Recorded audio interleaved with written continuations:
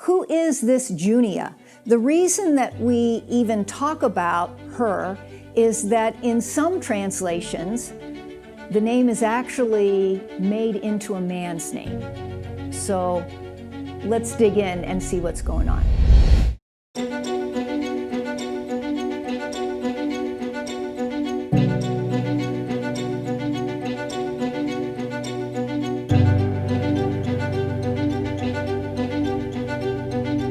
Junia. Well, if you turn to the end of the letter to the Romans, in Romans chapter 16, there's a long list of Paul's friends that he is commending to the Roman church. And in verse 7, we read this: "Greet Andronicus and Junia, my fellow Jews who have been in prison with me. They are outstanding among the apostles, and they were in Christ before me."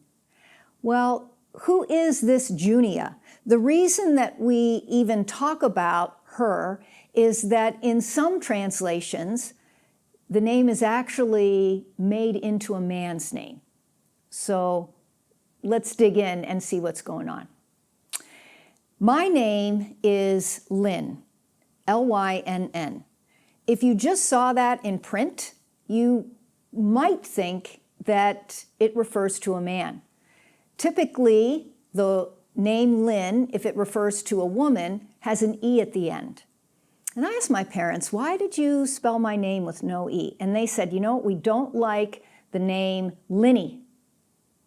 Even my sister Ann did not have an E at the end of her name. They didn't like Annie. I don't know why, but so sometimes when someone sees my name in print, they may think that a man wrote this article or this book.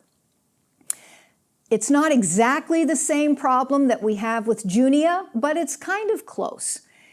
In the Greek language and also in Latin, the way that names function in the text is a little different than in English. Going back to my name, using my name as an example, my name is always spelled L-Y-N-N. Whether it's the subject of the sentence, Lynn goes to the store, or whether it forms another part of the sentence, Jim told Lynn to go to the store. Always my name is spelled the same. But in Greek and in Latin, the endings of a name change depending on what function they have in the sentence. And so in our case, there's a bit of a name change, or a bit of a spelling change in Junius's name. And so that's where people much later in history, like the 13th century, started to wonder if perhaps, in fact, this is not Andronicus, a man, and Junia, a woman, but was in fact two men that are being talked about.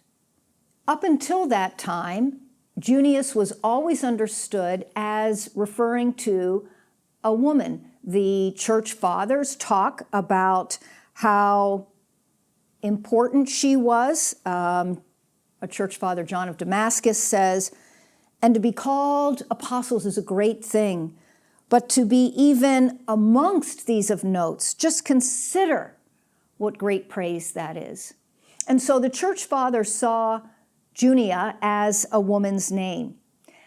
In the 13th century, the feminine name, Junia, is given a masculine spelling, and in a sense, this person on the page is changed from female to male.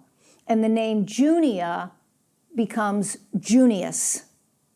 The name Junia, in the first century, we have over 200 examples in Roman inscriptions alone.